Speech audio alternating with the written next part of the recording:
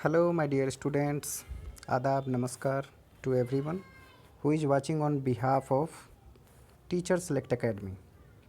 I am your host and mentor, Dr. Gufran. Hope you all are well, like the previous one. Now we are back again with the other video focusing on an important topic of EVS video 5। आज हम लोग इस पे ख़ास discuss करेंगे EVS के जो पेडागोगिकल parts हैं उसके क्वेश्चन कैसे कनेक्ट होते हैं एक दूसरे से। हिंदी मीडियम वाले स्टूडेंट्स के लिए तो सारी कंटेंट्स आप देख ही रहे हैं हिंदी में मौजूद है, लेकिन इंग्लिश मीडियम वाले स्टूडेंट्स को ये कंटेंट इंग्लिश में भी अवेलेबल हो सकते हैं। आप उसके लिए हमारे टेलीग्राम चैनल से जुड़ जाइए और टेलीग्राम चैनल का नाम भी है टीचर सेलेक्ट एकेडमी, जो कि आप यूट्यूब चैनल का नाम देख रहे हैं, सेम टेलीग्राम चैनल का भी यही नाम है। तो उस टेलीग्राम चैनल से जुड़िए ताकि उसमें नोट्स को प्रोवाइड किया जा सके आपको, बहुत ही ईजी होगा। चलिए शुरू करते हैं। राष्ट्रीय पाठ्यचर्या की रूपरेखा यानी NCF 2005 ये तैयार की गई है। इसमें EVS के लिए जो इम्पोर्टेंट टर्म्स और बातें होंगी उसके लिए हम चर्चा करेंगे आज। 5 से 7 आयु वर्ग के बच्चों अपने परिवेश को ये लोग समग्र रूप में देखते हैं, यानी परिवेश ही उनका सब कुछ होता है। बच्चे किसी भी विषय को विज्ञान और सामाजिक अध्ययन के रूप में नहीं देखते, बल्कि सब को एक ही रूप में देखते हैं। छोटे बच्चों के लिए न विज्ञान होता है न सामाजिक अध्ययन होता है, सब को एज ए होल समझते हैं वो लोग, सबको कंबाइंड लेके चलते हैं। पुस्तक निर्माण में बच्चों के परिवेश के प्राकृतिक और सामाजिक घटकों को समग्र रूप में प्रस्तुत किए जाते हैं। बच्चों के जीवन के बहुत करीब से जुड़े हुए उन सभी तथ्यों को प्रस्तुत करते हैं। पॉइंट नंबर 438 जो आप देख रहे हैं, समग्र रूप में प्रस्तुत करना, सामाजिक घटकों को, परिवेश को, बच्चों से जुड़ी सभी बातों को, पुस्तकों को। ये क्वेश्चन कई बार CTET में आ चुके हैं कि बच्चे का जो प्राकृतिक परिवेश होता है उसका स्वरूप कैसा होना चाहिए, तो बिल्कुल समग्र रूप में होना चाहिए, ध्यान रखिएगा। राष्ट्रीय स्तर पर कक्षा के बहुसांस्कृतिक स्वरूप को प्रतिबिंबित करना चाहिए, यानी संस्कृतियों का समूह है हमारा देश भारत, और राष्ट्रीय स्तर पर हमें किसी एक संस्कृति को न फॉलो करके हमें बहुसांस्कृतिक होना ज़रूरी है, ताकि सबके साथ मेल मिलाप को बढ़ाया जा सके और हमारी जो एथनिसिटी है, हमारे जो मूल्य हैं, हमारे संस्कार हैं, वो एक पीढ़ी से दूसरे पीढ़ी में ट्रांसमिट की जाए और वही चीज़ें उनमें प्रतिबिंबित भी होनी चाहिए। यह आवश्यक है कि सभी बच्चों को महत्व मिले, उनका सामाजिक, सांस्कृतिक, रहन सहन आदि सभी महत्वपूर्ण है हमारे क्लास के लिए। तो ऐसे क्वेश्चन कई बार आते हैं कि आप किन बच्चों को क्लास में ज़्यादा महत्व देंगे। तो ध्यान रखिएगा कि हमें किसी एक समुदाय, धर्म, जाति, रहन सहन, सामाजिक, सांस्कृतिक किसी एक तरफ हमारा ध्यान नहीं होना चाहिए, बल्कि बार बार ये शब्द आ रहा है कि हमें बच्चों को उसके समग्र रूप में एक्सेप्ट करना चाहिए, उसी के अकॉर्डिंग उसकी संस्कृति, उसकी सभ्यता, भाषा जो भी हो उसके अकॉर्डिंग हमें चलना है। हमारे अकॉर्डिंग बच्चे चले ये ज़रूरी नहीं है, बच्चों के अकॉर्डिंग एक शिक्षक को चलना चाहिए।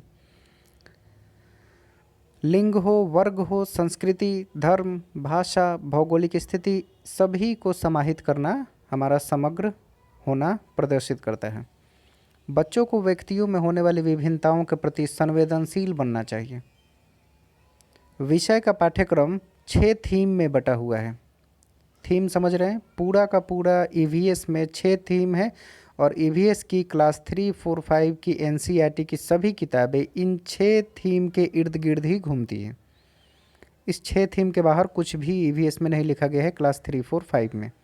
पहला है, एक क्वेश्चन कई बार आ चुका है, कौन सा थीम में शामिल है या कौन कौन सा नहीं है। ऐसे क्वेश्चन कई बार आ चुके हैं CTET में, इसलिए आप इसे ध्यान से देखेंगे। 6 थीम में बांटा गया है। पहला है परिवार एवं मित्र यानी फैमिली एंड फ्रेंड। सेकंड है भोजन यानी फूड। तीसरा है पानी यानी वाटर। चौथा है आवास यानी शेल्टर। फिर है यात्रा यानी ट्रैवलिंग, और हम चीज़ें कैसे बनाते हैं, हाउ वी कंस्ट्रक्ट थिंग्स। ये 6 थीम है। इस थीम को कई बार पढ़ के, 2 बार, 3 बार, 4 बार, जितनी बार में आपको पढ़ के ये थीम ध्यान में रहे, माइंड से हटे नहीं, इसको आप देख लीजिएगा। एक क्वेश्चन श्योर है इस थीम से आने के लिए। नेक्स्ट है, पुस्तक में विषय वस्तु बाल केंद्रित रखी गई है। भाई पता ही है कि बच्चों को पढ़ा रहे हैं तो हमारी शिक्षा बाल केंद्रित ही होनी चाहिए, इसलिए पुस्तक भी बाल केंद्रित ध्यान रख के ही बनाई गई है, जिससे बच्चों को स्वयं खोज कर पता करने का अवसर मिलता है। इस चीज़ को अंडरलाइन कर लीजिएगा, स्वयं खोज कर और पता करके अब सीखने का अवसर बच्चों को मिलता है। बच्चों को अवसर देना है। हर चीज़ हम और आप मिल के उनके दिमाग में ठूस ठूस के नहीं भर सकते। रटने की प्रवृत्ति कम हो, यानी रटने को बढ़ावा नहीं देना है। जहाँ भी सीटीईटी में रटने का ऑप्शन दिखे उसको क्रॉस कर देना चाहिए, वो ऑप्शन में कभी सिलेक्ट हो ही नहीं सकते। पर्यावरण में परिभाषा का कोई स्थान नहीं है। ये सारे लाइन जो आप देख रहे हैं ये सब क्वेश्चन में ऑलरेडी आ चुके हैं। परिभाषा हो, वर्णन हो या कोई अमूर्त प्रत्यय हो, उसको ईवीएस की किताब में कोई स्थान नहीं दिया गया है। मतलब ये सब निगेटिव ऑप्शन है। अगर ऑप्शन में आपको दिखे कि रटने की प्रवृत्ति हो, कट कर दीजिए। परिभाषा पर जोर देना हो, ऑप्शन को कट कीजिए। वर्णन पर जोर देने की बात की गई हो, बिल्कुल क्रॉस कीजिए। और अमूर्त प्रत्यय, अमूर्त वो चीज़ें होती है जो ठोस रूप से हमें न दिखाई देती है, न हम उसे छू सकते हैं, न उसके बारे में कोई ज्ञान हमें पहले से है, वो सभी अमूर्त होते हैं। जैसे प्रेम, किसी का कोई इमोशन हो, द्वेष हो, कोई भावना हो, ये सब अमूर्त चीज़ें हैं।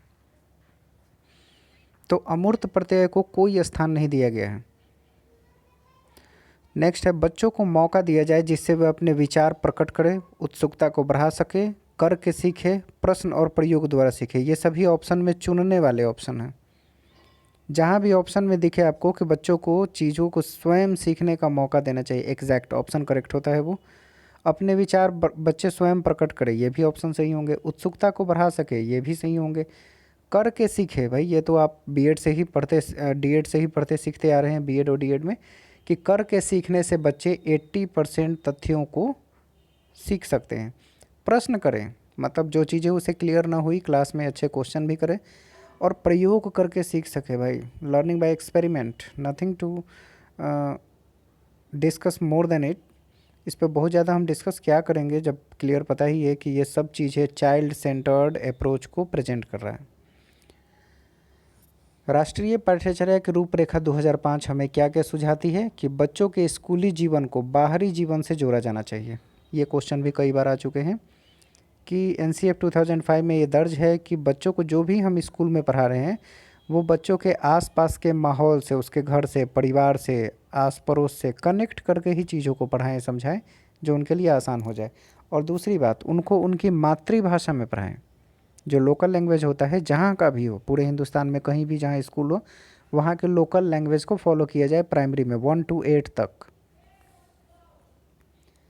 नेक्स्ट है, पहले की किताबी ज्ञान स्कूल और घर के बीच अंतराल बनाए हुए थे, अतः हमने इसे ख़त्म कर दिया। यानी स्कूली ज्ञान और जो किताबी ज्ञान थी और जो माहौल के बीच, घर परिवार के बीच जो डिफरेंस था, उस डिफरेंस को एनसीएफ 2005 पार्ट रही है, ख़त्म कर रही है। हर विषय को एक मजबूत दीवार से घेर देने और उसकी जानकारी को रटा देने की प्रवृत्ति का विरोध करते हैं। देखा, फिर से वही बात आ गई कि बच्चों के दायरे को महदूद नहीं रखना है, यानी दायरे को सीमित नहीं करना है, असीमित दायरा बनाना है जहाँ बच्चे अपनी आवश्यकताओं को, अपनी बातों को, चीज़ों को ज़्यादा से ज़्यादा लोगों तक शेयर कर सके, खुद विचार कर सके, समझ सके, बता सके। तो उनका दायरा बड़ा होना चाहिए। और साथ ही साथ जानकारी को रटा देने वाली जो पुरानी प्रथा होती थी कि हर चीज़ों को रट लो, इसका विरोध किया गया है। स्कूल के प्राचार्य और अध्यापक को बच्चों की कल्पनाशील गतिविधियों और सवालों की मदद से सीखना और सीखने के दौरान अपने अनुभवों पर विचार करने का अवसर देना, ये इतना ज़्यादा इम्पोर्टेंट है कि बता नहीं सकते। स्कूल में जितने टीचर्स होते हैं या प्रिंसिपल है, बच्चों की कल्पनाशील गतिविधियों पर रोक लगा देते हैं। जैसे बच्चे अपनी कल्पनाओं के हिसाब से किसी सवाल का जवाब कल्पनात्मक रूप से देते हैं तो टीचर उन्हें डांट देते हैं, बेवकूफ़ कहीं का। होता है ऐसा? ऐसा पॉसिबल है? ऐसा बिल्कुल नहीं होना चाहिए। उनकी कल्पनाशील गतिविधियों को, उनके कल्पनाशील सवालों को प्रोत्साहित करना चाहिए, शिक्षक का ये काम है। बच्चों को हतोत्साहित करना एक अच्छे शिक्षक का कभी भी कार्य नहीं हो सकता। बच्चों को सवाल करने दें, सवालों की मदद से बच्चे आसानी से सीखते हैं और अपने अनुभवों पर विचार के अवसर देना चाहिए कि हमने कोई टॉपिक पढ़ाया, पढ़ाने के बाद उस पर पूरा लेक्चर वगैरह डिस्कशन करने के बाद मैंने बच्चों से उनके अनुभव पूछे कि मैंने जो बताया इससे आपको क्या महसूस हुआ, आपने क्या समझा। बच्चे उसे अलग अलग तरीके से अपने अनुभवों का साझा करते हैं और मुझे लगता है कि जब बच्चे अपने अनुभवों का साझा करते हैं तो उस दौरान कई बार शिक्षक को भी बहुत कुछ नई नई चीज़ें सीखने को मिलती है। इसलिए शिक्षक भी लाइफ लॉन्ग एक लर्नर ही होता है, ये भी याद रखने की बात है। तो सीखने के दौरान अपने अनुभवों को, विचारों को प्रेजेंट करने का बच्चों को अवसर मिलना चाहिए। अवसर अगर आप नहीं दे रहे हैं तो एक अच्छे शिक्षक के गुण की कमी मानी जाएगी आप में। यदि जगह, समय और आज़ादी दी जाए तो बच्चों के द्वारा सौंपी गई सूचना सामग्री से जुड़कर और जूझकर नए ज्ञान का सृजन करते हैं। कब? जब हम उन्हें मौका देते हैं, अवसर देते हैं। वही सवाल ये भी है कि अगर हम उन्हें जगह दें, समय दें और आज़ादी दें उसे अपनी तरह से सोचने और काम करने का, तो जो भी सूचनाएं हम देंगे, जो भी चीज़ें हमने पढ़ाई है, तो वो सामग्री से जुड़कर, और ऐसा जुड़कर नहीं हुआ तो उससे इतना जूझेंगे, इतने उसके लिए मेहनत करेंगे कि किसी नए ज्ञान का सृजन कर सकते हैं वे।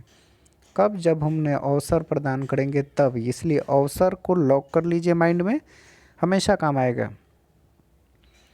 शिक्षा के विविध साधनों एवं स्रोतों की अनदेखी किए जाने का प्रमुख कारण पाठ्य पुस्तक को परीक्षा का एकमात्र आधार मानना।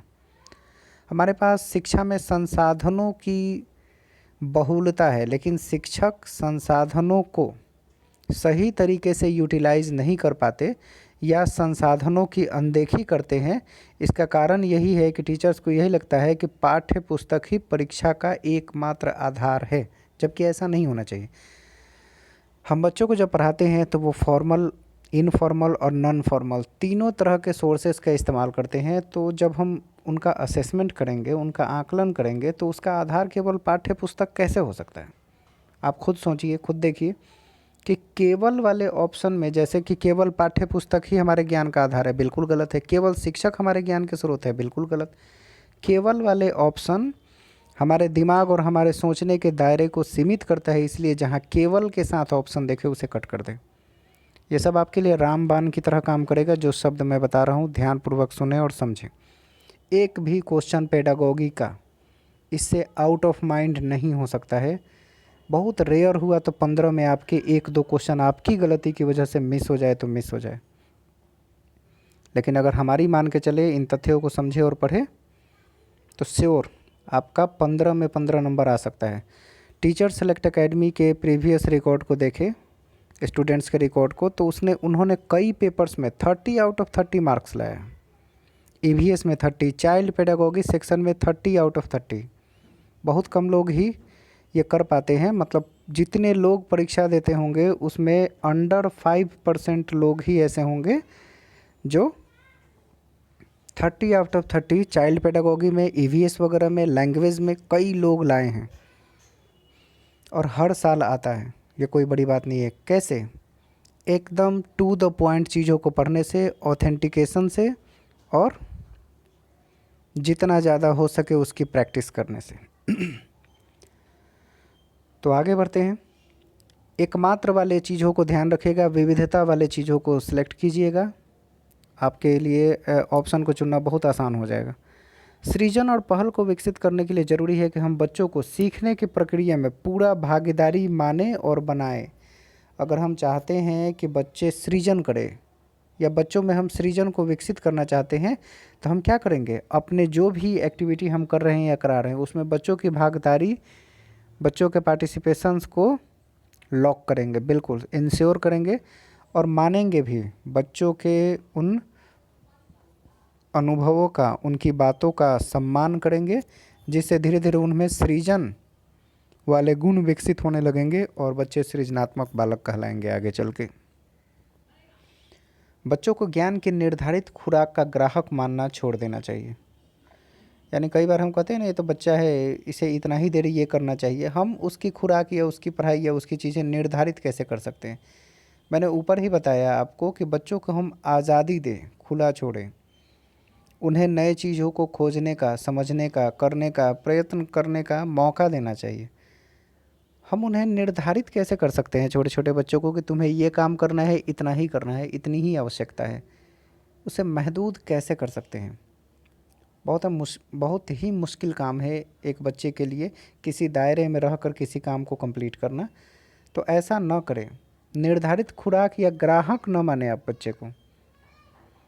उसे खुली आज़ादी दे, अपनी मर्जी का करने दे, पूरा अवसर दे। एक्टिविटीज़ वगैरह में आप एक गाइडर के रूप में मदद कर सके। आप एक गाइड हैं, शिक्षक हैं, फ्रेंड है, उसके लिए सब हैं। तो आप बच्चों को गाइड कीजिए, उसकी खुराक को, उसकी एक्टिविटी को, उसकी पढ़ाई को निर्धारित ना करें। स्कूल के जीवन में फेरबदल जरूरी है। दैनिक समय सारणी में तो लचीलापन होना ही चाहिए, लेकिन वार्षिक कैलेंडर न बिगड़े। ये भी क्वेश्चन आ चुका है कि बच्चों की समय सारणी में निम्नलिखित में से क्या होना आवश्यक है। तो लचीलापन, यानी कि कभी कभी आवश्यकता में कोई क्लास नहीं चले, या कोई चीज़ एक्टिविटी के कारण बंद रहे, या कुछ घटना हो गई, या जैसे अभी कोविड-19 की वजह से सारे स्कूल बंद हैं, तो आप समझ सकते हैं कि समय सारणी में हमारे पास लचीलापन होना चाहिए। स्कूली जीवन में फेरबदल बहुत ज़रूरी होता है, लेकिन उसकी वजह से जो हमारा वार्षिक कैलेंडर है वो नहीं बदलना चाहिए। मतलब साल के अंत में जो एक्टिविटीज़ हैं वो सब तो होंगे ही, लेकिन बीच की एक्टिविटी को हम थोड़ा पहले थोड़ा बाद में अपनी सहूलियत के हिसाब से कर सकते हैं। शिक्षण और मूल्यांकन की विधियां भी बच्चों के जीवन पे आधारित होना चाहिए। कई बार ऐसा देखा जाता है कि पढ़ाएगा शिक्षक, है ना, सब चीज़ फॉर्मेटिव असेसमेंट वगैरह उसने लिया, सब काम उसने किया, बच्चों की एक्टिविटी को उसने करवाया, प्रोजेक्ट असाइनमेंट सारी एक्टिविटी, खेल कूद वगैरह करवाया। और जब एग्ज़ाम का समय आता है तो कई सारे स्कूल अपने आप को बेहतर बनाने और समझाने के लिए बाहर से एक्सपर्ट बुला लेते हैं कि क्वेश्चन सेटर हम बुलाएंगे। मतलब इसको कहा जाए कि बेवकूफ़ी की इससे बड़ी हद और कोई नहीं हो सकती। जब मैंने बच्चे को पढ़ाया, मैंने बच्चे का असेसमेंट बीच बीच में किया और लिया, मैंने बच्चे की सारी एक्टिविटी को देखा, मैं बच्चों से इंटरेक्ट था, तो जैसा मैंने पढ़ाया उसके अकॉर्डिंग क्वेश्चन मैं ही डेवलप करूं, तो बच्चों को मैं ज़्यादा अच्छे तरीके से एसेस कर पाऊंगा बनिस्पत उसके जो बाहर कोई आदमी हम क्वेश्चन सेट करने के लिए बुला लेते हैं और वो बच्चों के स्टैंडर्ड से अलग हट के क्वेश्चन सेट कर देते हैं। इसका एग्जाम्पल है, पिछले 2-3 सालों में आप देख रहे होंगे बिहार बोर्ड के एग्ज़ाम में लगातार इस तरह की घटनाएं देखने को मिली। केमिस्ट्री में 5 नंबर, इंटरमीडिएट में बच्चों को केमिस्ट्री में 5 नंबर आए, फिजिक्स में 6 नंबर आए। आप इमेजिन कर सकते हैं कि किस तरह के पेपर सेट किए गए और सेटर बाहर से बुलाए गए। भाई पढ़ाएंगे हम, सब कराएंगे हम, और एग्ज़ाम और असेसमेंट के लिए हम बाहर से आदमी बुलाए। इससे बड़ी बेवकूफ़ी भरी बात और कोई नहीं हो सकती। और यही बेवकूफ़ी आजकल सीबीएसई करने जा रहा है। सीबीएसई का ये मानना है कि हम क्वेश्चन सेट करने के लिए, चूँकि टीचर्स सब ऑनलाइन क्लास वगैरह में बिजी हैं, स्कूल बहुत ढंग से नहीं चल पा रहे हैं, बहुत लोग छुट्टियों पे हैं, 1/3 हमारे पास लोग हैं काम करने के लिए, इसलिए हम क्वेश्चन सेटिंग एक्सपर्ट से कराएंगे। एक्सपर्ट की ऐसी कि तैसी। एक शिक्षक जो पढ़ा रहा है उससे बड़ा एक्सपर्ट असेसमेंट करने के लिए कोई हो ही नहीं सकता मेरी नज़र में।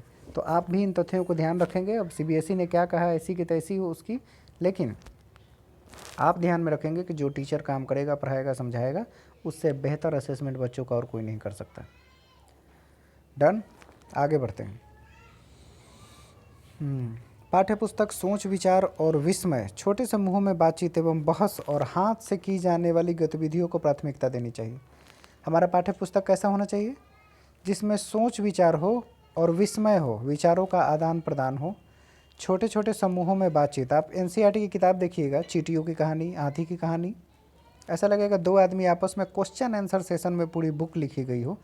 तो आप समझ सकते हैं छोटे समूह में बातचीत और बहस के रूप में या हाथ से की जाने वाली कोई भी एक्टिविटी होगी, तो उस एक्टिविटी के आधार पर हम गतिविधियों को प्रिपेयर करते हैं, एक्टिविटीज़ को प्रिपेयर करते हैं और उन्हीं को प्राथमिकता देते हैं, उनको ज़्यादा महत्व देते हैं। ये ज़्यादा अच्छा होगा। प्रारंभिक पुस्तक में भाषा औपचारिक न होकर बोलचाल की भाषा होनी चाहिए।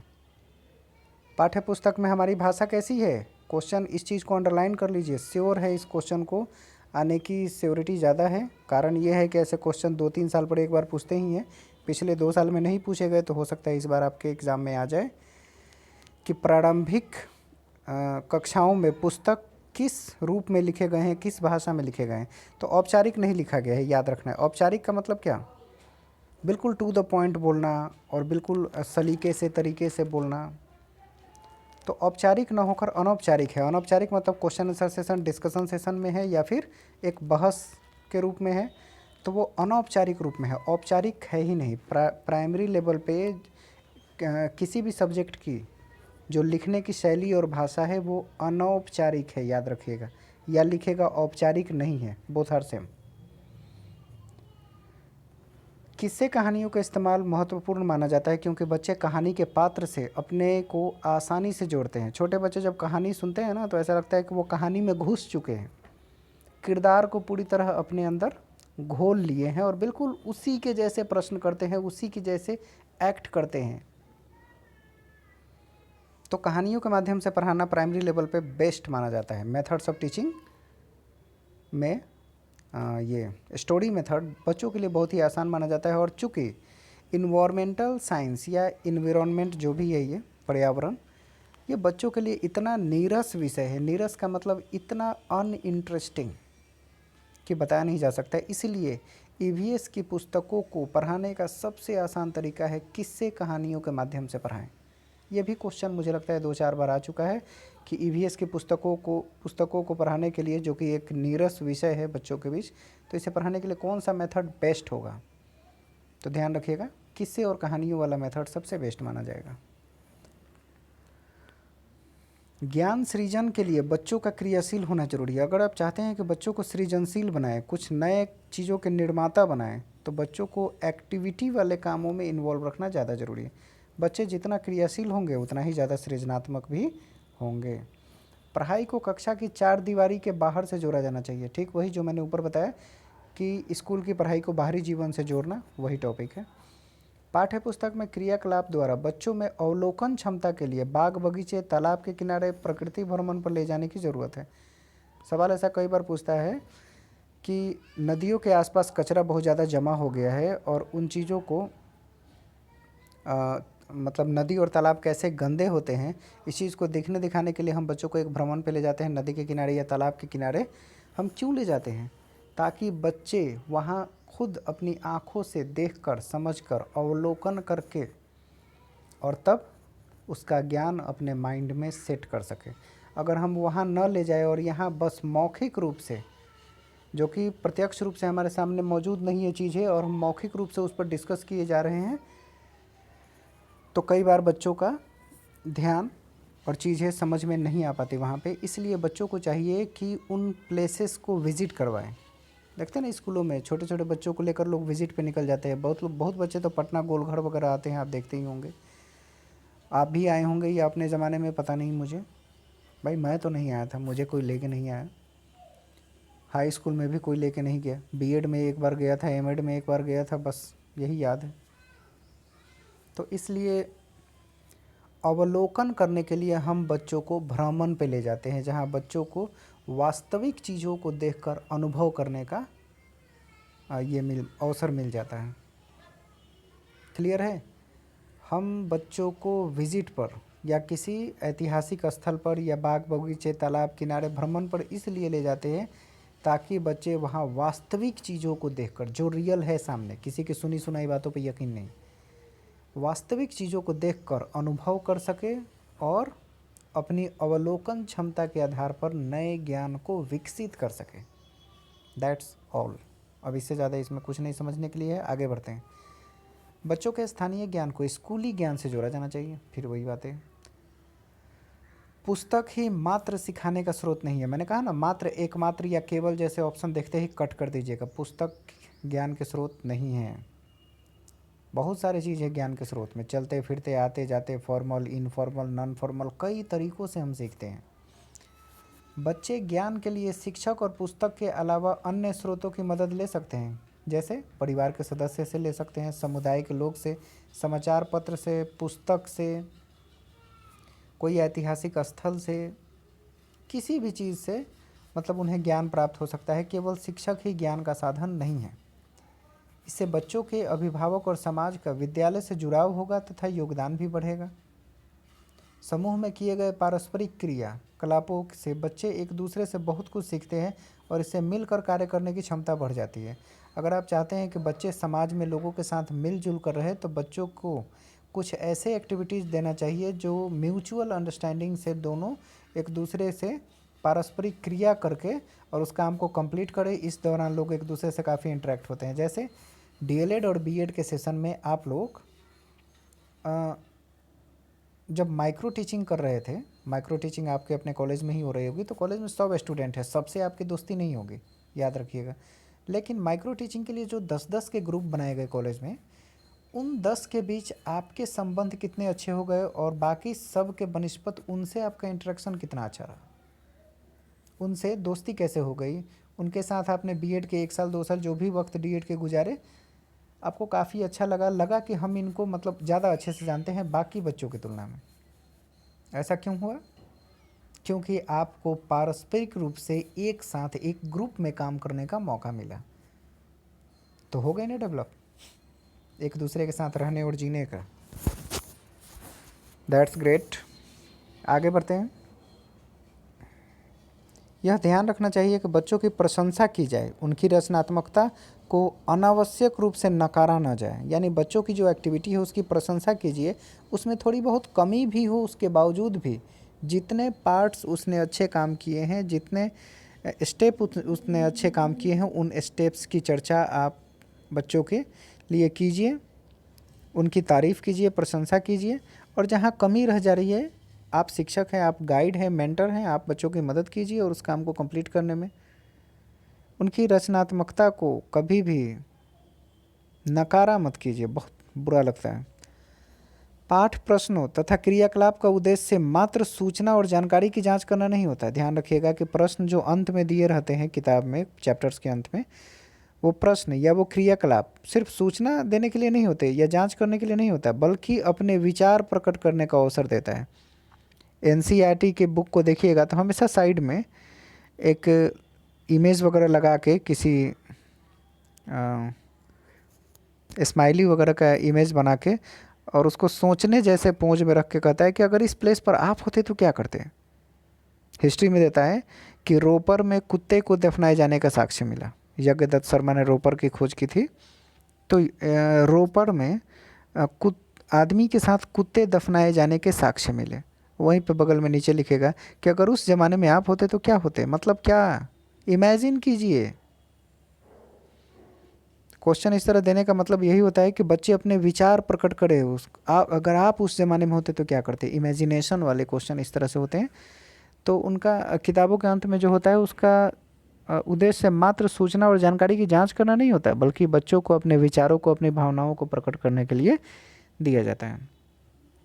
हर बच्चा अपनी गति से सीखता है। Never compare to a children to another children. एक बच्चे का दूसरे बच्चे के साथ कभी भी कंपैरिजन नहीं करना चाहिए। Remember, when you are comparing yourself means you are insulting yourself. Line याद रहेगा ना। अगर आप अपना कंपैरिजन किसी बच्चे के साथ, या एक टीचर हैं और टीचर होने के नाते अगर एक बच्चे का कंपैरिजन आप दूसरे बच्चों से कर रहे हैं, इसका मतलब कि आप में शिक्षकों वाले वो परिपूर्ण गुण नहीं है जो कि होने चाहिए। आप एक ट्रेंड शिक्षक की श्रेणी में कभी नहीं आएंगे, वही अनट्रेंड और अनलॉफुल टीचर्स में शामिल हो जाएंगे। अगर आप जानते हैं कि बच्चों में इंडिविजुअल डिफरेंस होता है, इंडिविजुअल डिफरेंस यानी व्यक्तिक विभेद, हर बच्चा अपने इंटरेस्ट, अपने एटीट्यूड, एप्टीट्यूड और इंटेलिजेंस को लेकर एक दूसरे से बिल्कुल विभिन्न होता है, यहाँ तक कि वो जुड़वा बच्चे ही क्यों ना हो। आई बात समझ में।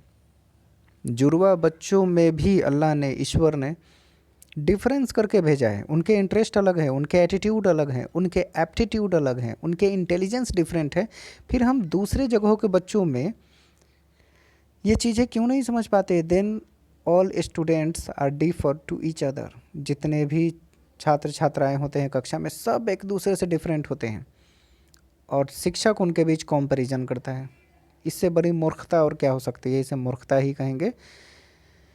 तो ध्यान रखने की बात है कि अगर आप अपने आप की बात कर रहे हैं, अगर आप एक शिक्षक हैं और आप अपना कंपैरिजन किसी और से कर रहे हैं, means you are insulting yourself. आप अपनी तौहीन कर रहे हैं, आप अपने आप को बदनाम कर रहे हैं।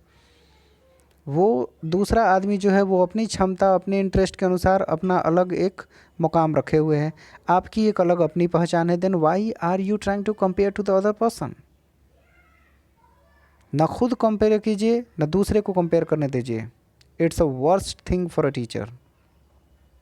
याद रहेगी बात। हर बच्चा अपनी अपनी गति से सीखता है। कंपेयर मत कीजिए कि वो जल्दी सीख लिया, उसने ज़्यादा मार्क्स लाए, उसने ऐसे किया, इसने ऐसे किया, नहीं। हर बच्चा अपनी अपनी गति से सीखता है और उसे इसका पूरा मौका मिलना चाहिए। नेक्स्ट है, बच्चों के कौशल का मूल्यांकन उनके द्वारा सीखी गई क्रियाओं कक्षा में और कक्षा के बाहर उसी के अनुरूप होने चाहिए। यानी जो बच्चों के कौशलों का मूल्यांकन करेंगे, बच्चे जो भी सीखे होंगे उनके द्वारा की गई क्रियाओं के आधार पर, चाहे वो कक्षा के अंदर की क्रिया हो या बाहर की, यानी कि करिकुलर एक्टिविटीज़ हो या को करिकुलर एक्टिविटीज़ हो, उसी के अनुरूप होना चाहिए। आई बात समझ में। अब इसका नेक्स्ट वीडियो फिर मैं बनाऊंगा, आज ही बना के हो सकता है कि मैं अपलोड कर दूं। आप सबसे जस्ट एक जनरल रिक्वेस्ट है कि अगर आप लोग चैनल पे बिल्कुल नए हैं तो इसे लाइक और सब्सक्राइब कीजिए और अपने दोस्तों के बीच शेयर कीजिए। श्योर इससे आपकी पेडागोगी सेक्शन ईवीएस की अच्छी सी अच्छी मार्क्स आप गेन कर सकते हैं। तो लाइक और सब्सक्राइब करना ना भूलें। मैं हूं आपका दोस्त और होस्ट, आपका टीचर, आपका mentor Gufran. See you in next video. Bye bye.